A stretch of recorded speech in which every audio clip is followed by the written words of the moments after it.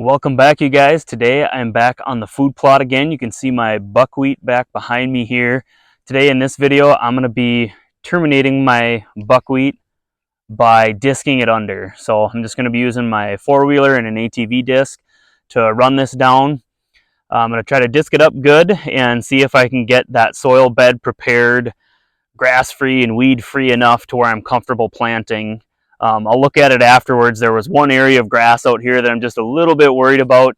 I didn't get a good kill on it last year or this spring when I planted my buckwheat. Evidently, kind of got a foothold and started coming back. It's an area the size of, I don't know, maybe a 2-stall car garage, let's say. So I'm gonna disc this under, and I'll take a look at the results. I'll show you guys what the results of disking the buckwheat looks like. And so if you're thinking about planting buckwheat or mulling over doing kind of a summertime buckwheat cover crop, maybe this video will give you ideas or help you in your decision making. I'm actually going to try to plant my turnips today as well. We're getting into that kind of back half of July, that kind of mid to late July time frame. And you know, our average first frost up here is September 19th. So up in the northern half of Minnesota, things get cold early up here.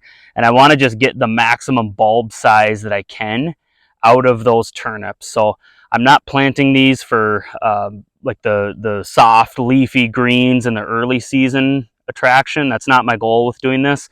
My goal is just to get that bulb on the turnip as big as I can get it in the ground so that I have a late season food source for muzzle loading and things like that. So I'm going to plant those. I plant the tall tine turnip blend. It's just they say they put their tall tine turnips and purple top turnips in it. That's all there is. No radish, no rape, no none of that. So I'm going to try to get that in the ground after I disc this under. So with that, I will show you guys how I'm running this down, and then let's take a look at the results and see what kind of a job that disc does.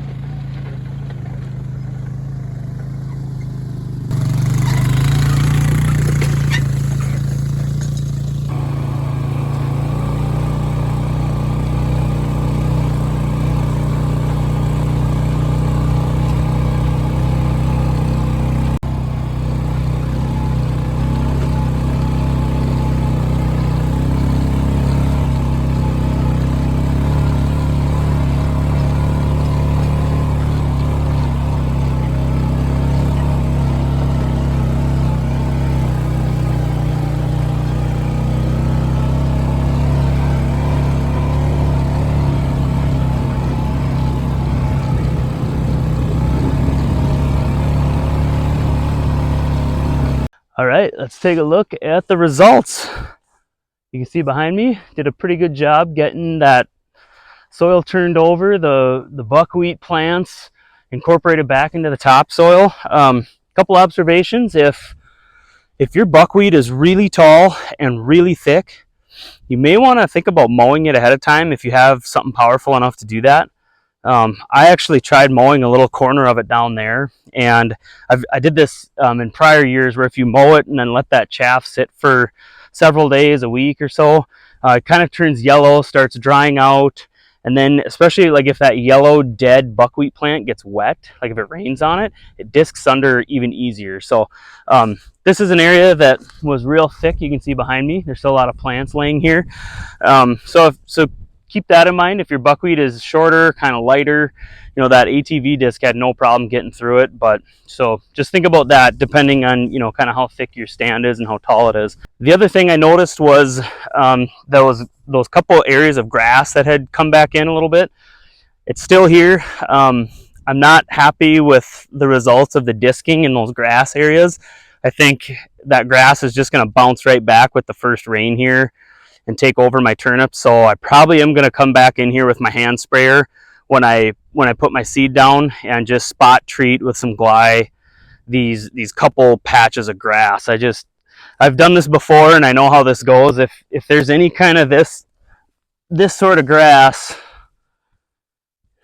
just this field grass in here, when those little roots even if they get chopped up, once I cultipack my seed in, and then you get water on those roots, they'll just sucker new little blades of grass, and it just doesn't work. They'll take your food plot over in no time. So overall, I'm pretty happy with the results. I've roller crimped buckwheat, I've mowed it, now I've disked it. All the methods, really, you can get them all to work. I just kind of like having fun experimenting with this stuff. But you can see like this area behind me here, this is great. I'm going to be able to get my turnip seeds on this.